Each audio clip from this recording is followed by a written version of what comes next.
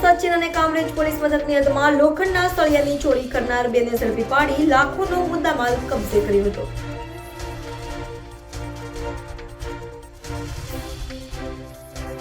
Sachin police મથકનો staff પેટ્રોલિંગમાં હતો ત્યારે બાતમીના આધારે ઓળખાણ ગામથી બળદ ગામ જતા રોડ પરથી પસાર થતા રમેશ ઉર્ફે રામુ લવ મહારાજ મિશ્રાને